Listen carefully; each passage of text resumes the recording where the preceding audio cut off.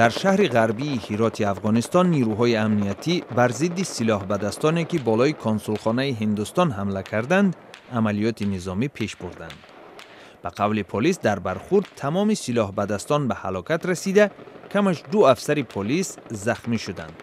خادمان هندی از بینای کنسولخانه که در جریان زد و خورد آتش گرفت صحت و سلامت بیرون شدند.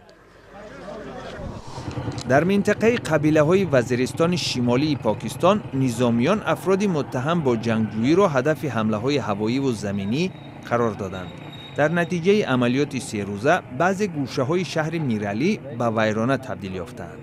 نظامیان میگویند بر اثر حمله ها کمش 100 جنگجوی به قتل رسیدند، ولی مردم محلی اصرار می‌ورزند که در این عملیات اکثرا مردم آسایشته زیان برداشته است. در قزاقستان پلیس گروه از شهروندان را که به نشان اعتراض از مصادره مالکیتشان در روبروی قصر ریاست جمهوری در شهر آستانه همدیگر را زنجیربند کرده بودند بازداشت نمودند. گردآمدگان میگویند حکومت ابراز داشته است که مالکیت آنها از سبب نیازمندی دولت مصادره شد، ولی به قول آنها در واقع مالکیت مصادره گردیده برای تطبیق برنامه‌های تجاری استفاده شده است.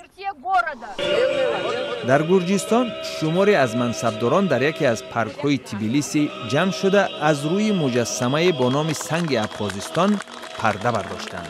در روی این سنگ نام‌های فرزندان برومند این منطقه جدایی‌خواه کنده‌کاری شده است. سال روان پاتریارخ گرجستان ایلیه دو پیشنهاد کرده بود که روز ابخازستان به چنین ترتیب تجلیل شود. ابخازستان در سالهای 90 قرن گذشته از تابعیت تبلیسی بیرون شده است، ولی مقامات گرجی این منطقه را خاک گرجی از طرف روسیه اشغال شده ارزیابی می‌کنند.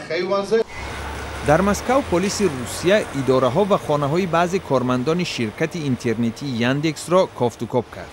تفتیش بعد از آن صورت گرفت که کارمندان یاندکس با عمل خلاف قانون تأمین مالی انتخابات و سوء استفاده از سرمایه انتخاباتی سابق داوطلب کرسی میر مسکو و منقد سرسخت کرمل الکسی ناوالنی متهم شدند. بعضی مخالفان حکومت روسیه میگویند قضیه تابش سیاسی دارد.